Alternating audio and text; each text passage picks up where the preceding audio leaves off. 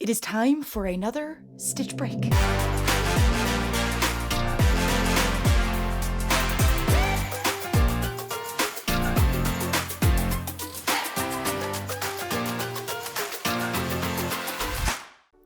So I've mentioned quite a few times by now that I hate weaving in my ends. Like, I despise it. I do everything in my power to avoid having to weave in any ends. And today I'm going to show you one of my favorite knots to do exactly what I'm saying, like completely avoid weaving in your ends, period. This is called, or at least I learned it called as the magic no ends knot. You will probably need to practice this a little bit to get it right, but once you have it down, this knot is incredible. Like, that color change is perfect. It's very little, like it's not bulky. Like, I survive by this knot. So we are going to show it to you. So as you see here, we got the yellow to the purple, and the knot is right in the middle, and it, you know, like I said, it's perfectly in line with the yarn. It's not too bulky like some knots tend to be. So yeah, we're gonna show you how to do this. So I'm gonna snip these apart. Boop. So there's that knot. And now we are going to join these two colors together again. There we go. So I'm going to do this as slowly as I can, because it's a multitude of different steps, and if anything is done wrong at all, the knot will fail and it's not going to work. Not. But yeah, so I'm going to do what I can to make this as slow as possible and understand as clearly as possible.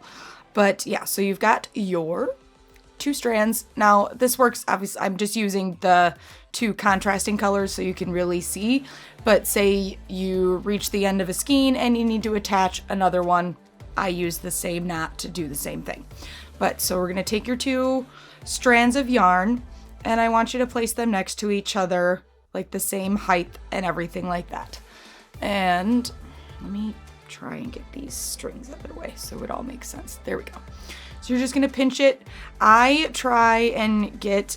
don't leave a massive amount of tail, but for starting out, just to get used to it, you can pull that up a little bit just so you have a little playroom. And then you're gonna I personally take the strand of the yarn that I have sitting on the bottom. So for me, it's gonna be the yellow one. Now this is where things get important and you need to pay attention to what you're doing. So I'm gonna take my yellow and I'm gonna wrap all the way around my thumb and over both strands in the back. Okay, so I've got one wrap. Now, next part is you are going to do the exact same thing again, but do not cross over your first wrap around. So I'm going to take my yellow again, and I'm going to go all the way around, including overlapping those two, your tails in the back. And now we've got two wraps. And like I said, do not cross these loops. If you cross them, it won't work. Now for the final step, still working with our yellow with the wraparound, I want you to kind of pull those tails back out of your way a little bit. I like to just grab them, and then you're going to you're going to wrap your yarn over those two tails. You're going to bring those two tails back up and just like pinch them real good and come over with your yellow. Now from here, again, important, you are going to hold your yellow off to the side, just like make sure everything's nice and kind of secure. And then you're going to slide those loops off of your thumb, but at the same time, these tails, you're going to shove those or poke those through those loops. So you see, I've got my thumb ready. We're just going to tuck those tails into and through the 2 loops that we had on our thumb. And again, be careful, do not let these cross or really move. You want them to stay in the same position. Now that you've got your tails through, just hold on to them nice and secure against your other strand. With me, it's the purple one we're using. So I'm just gonna hold those down so they don't unravel.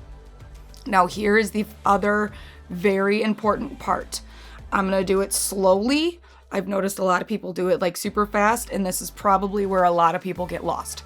What you wanna do from here, now that you have those tails tucked and secure, you are going to slowly pull on that yellow strand that we're working with. And you can see this first loop here, or the loop in the front, is starting to close. Now you need to pay this, and this one has to close first or your knot will fail. The other important part is as you pull, you can kind of see my loop is up here. You want to make sure that that loop stays back and is over both of those strands that you just tucked under. You don't want that loop closing up here, or again, your knot will fail. So just use your thumb and your index to keep that first loop in place and just continue to pull closed.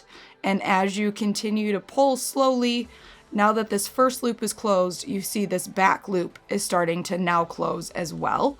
So just keep pulling until everything is nice and tight and closed. And you can see like we're really pulling.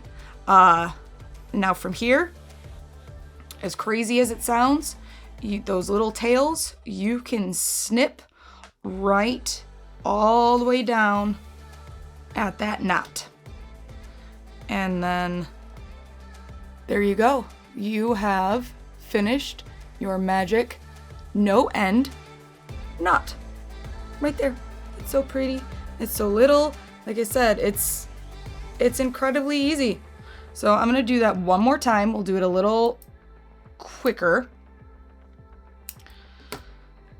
So you've got your 2 strands that you're working with. You're gonna lay them next to each other.